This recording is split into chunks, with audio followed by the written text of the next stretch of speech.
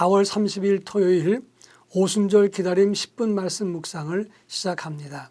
다 같이 사도신경으로 신앙 고백합니다. 나는 전능하신 아버지 하나님 천지의 창조주를 믿습니다. 나는 그의 유일하신 아들 우리 주 예수 그리스도를 믿습니다. 그는 성령으로 잉태되어 동정녀 마리아에게서 나시고 본디오 빌라도에게 고난을 받아 십자가에 못 박혀 죽으시고 장사된 지 사흘 만에 죽은 자 가운데서 다시 살아나셨으며 하늘에 오르시어 전능하신 아버지 하나님 우편에 앉아 계시다가 거기로부터 살아있는 자와 죽은 자를 심판하러 오십니다. 나는 성령을 믿으며 거룩한 공교회와 성도의 교제와 죄를 용서받는 것과 몸의 부활과 영생을 믿습니다. 아멘. 찬송가 425장 주님의 뜻을 이루소서 찬송가 425장을 부릅니다.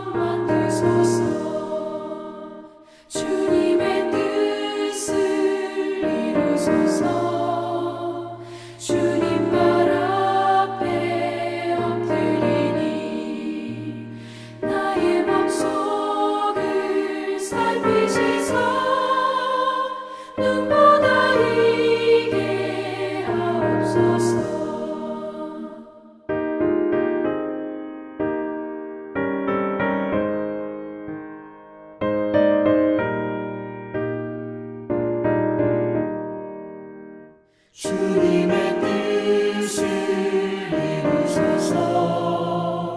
병들어 몸이 피곤할 때 권능의 손을 내게 펴서 강건케 하여 주옵소서. 주님의 뜻을 이루소서.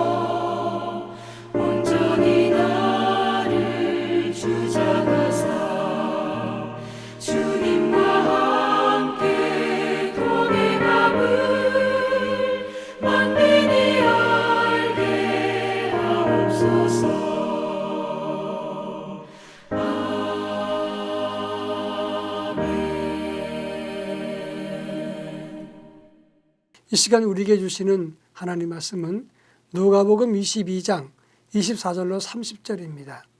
누가복음 22장 24절로 30절 말씀을 한 절씩 교독합니다. 제가 전체를 읽겠습니다. 또 그들 사이에 그중 누가 크냐 하는 다툼이 난지라 예수께서 이르시되 이방인의 임금들은 그들을 주관하며 그 집권자들은 은인이라 칭함을 받으나 너희는 그렇지 않을지니 너희 중에 큰 자는 젊은 자와 같고 다스리는 자는 섬기는 자와 같을지니라. 앉아서 먹는 자가 크냐 섬기는 자가 크냐 앉아서 먹는 자가 아니냐 그러나 나는 섬기는 자로 너희 중에 있노라. 너희는 나의 모든 시험 중에 항상 나와 함께한 자들인즉 내 아버지께서 나라를 내게 맡기신 것 같이 나도 너희에게 맡겨 너희로 내 나라에 있어 내 산에서 먹고 마시며 또는 보좌에 앉아 이스라엘 12지파를 다스리게 하려 하노라. 아멘. 어느 나라 어느 사회든지 정치하는 사람이나 사회 조직을 보면 서열을 대단히 중요시 여깁니다. 아주 오래전 일입니다마는 구립 어린이집을 개원한 적이 있었습니다.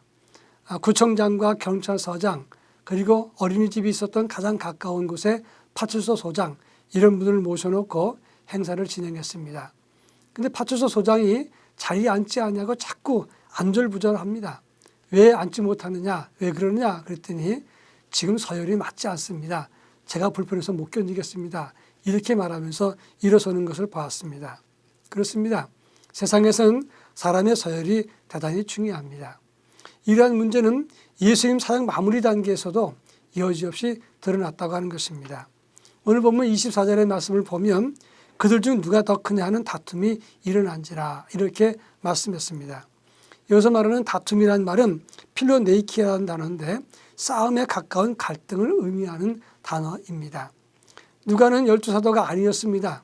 그러나 12사도들이 누가 더 크냐 이런 문제 갖고 다툼하고 갈등하는 걸 보고 제3자의 입장에서 그들을 유치하게 보았다고 하는 것입니다. 지금 이 시점에 서열의 문제가 도대체 뭐냐 이런 느낌을 가지고 예수님의 교훈을 객관적으로 다루고 있는 것이 지금 오늘 본문의 내용이라고 하는 것입니다. 본문의 교훈이 무엇인가를 살펴보겠습니다. 먼저 25절에서 이방인의 임금들 그들의 집권자들은 스스로 은인이라 칭함을 받으라 그랬습니다. 여기서 말하는 은인이라고 하는 말은 유에게르 게테스라고 하는 단어인데 선한 일을 행하는 자, 박애주의자다 이런 칭호를 말하는 것입니다. 백성들은 통치하고 압제하고 다스리고 억압하면서 스스로 박애주의 선한 통치자라고 칭한다고 하는 것입니다. 26절에서 그러나 너희는 그렇지 않을지니 너희는 그런 모습을 따르지 말아야 된다 이렇게 말씀하고 있습니다. 지금까지 예수님께서 보여주신 것은 제자 중에 으뜸이라는 것을 보여주지 않았습니다. 요한복음 13장 14절에 보면 내가 주와 선생이 되어 너희 발을 씻었으니 너희도 이와 같이 서로 행하는 것이 옳으니라 이렇게 말했습니다. 여러분 어떤 조직을 이루면 항상 서열이 중요하게 여겨집니다. 그러나 예수님은 그 서열을 파괴하셨습니다. 오히려 주와 선생이 되셔서 제자들의 발을 씻겼다고 하는 것입니다.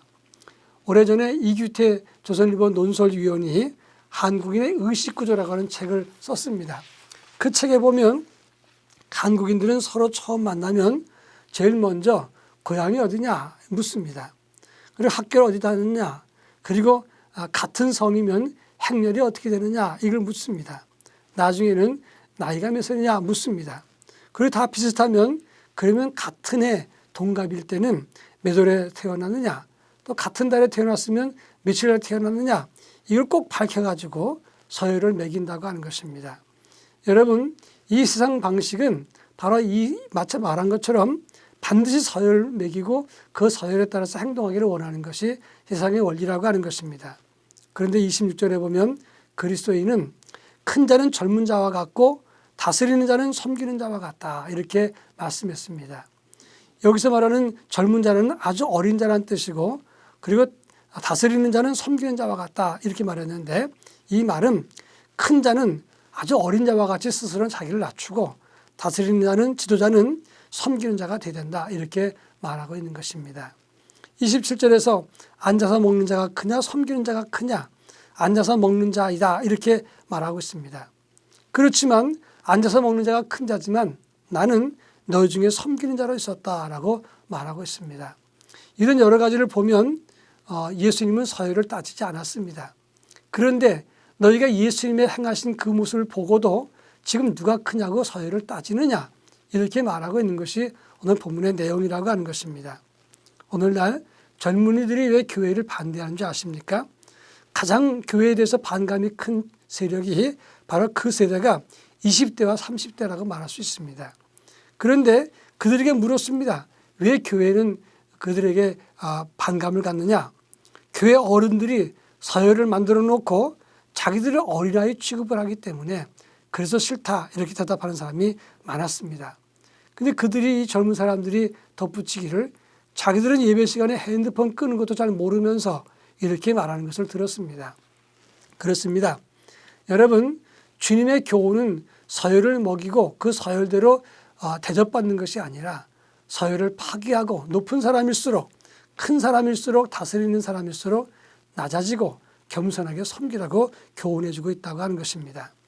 마지막 29절에서 30절 말씀 보면 예수님이 이렇게 말씀합니다. 하나님께서 내게 하나님 나라를 맡기신 것처럼 나도 너희에게 맡겨 나도 너희로 내 나라에서 내 상에서 먹고 마시고 보좌에 앉아 이스라엘 12지파를 다스리게 하려 하노라 이렇게 말씀했습니다. 여기서 말하는 이스라엘 12지파는 일반적으로 하나님 백성을 의미한다고 하겠습니다. 그들을 다스린다는 말은 군림하고 통치한다는 뜻이 아니라 하나님께서 예수님에게 하나님 나라에 맡겼던 것처럼 예수님도 하나님 나라 원리를 너희에게 맡기겠다고 했던 것입니다. 그러면 하나님 나라의 원리가 무엇입니까? 주와 선생이지만 제자들의 발을 씻겼던 것처럼 섬기는 것이 바로 주님의 원리라고 말할 수가 있는 것입니다. 오늘 우리들도 예수 안에서, 성령 안에서 누구든지 섬기면서, 그리고 이 세상을 섬기면서 다스리는 길을 가야 된다고 하는 것입니다. 성도는 세상을 섬기라고 분명히 예수님이 교훈하셨습니다. 성령 기다림의 50일, 우리도 성령 안에서 누군가보다 섬기는 자로, 그리고 서열을 따지는 자가 아니라 자기를 낮추고 섬기면서 으뜸이 되는 그런 길을 걸어가야 된다 하는 것입니다. 이 같은 삶의 주인공이 되기를 주의 이름으로 축원합니다. 다 같이 기도합니다. 주님 오순절을 기다리면서 지속적으로 성령 안에서 섬기는 삶을 살게 하옵소서. 기도하겠습니다. 사랑 많으신 하나님 아버지, 부활절 이후 성령을 기다리면서 우리가 믿음으로 고백합니다. 원하옵건대 성령을 사모하면서 예수 그리스도 안에서 섬기는 삶을 계속적으로 살아갈 수 있도록 은혜를 더하여 주옵소서. 높이고 자기를 드러내는 삶이 아니라 자기를 낮추고 겸손하게 주님을 섬기는, 그리고 세상을 섬기는 주의 거룩한 자녀로 살도록 인도하시고, 이것이 참 제자의 기름을 깨닫게 하옵소서. 예수님의 이름으로 기도합니다. 아멘.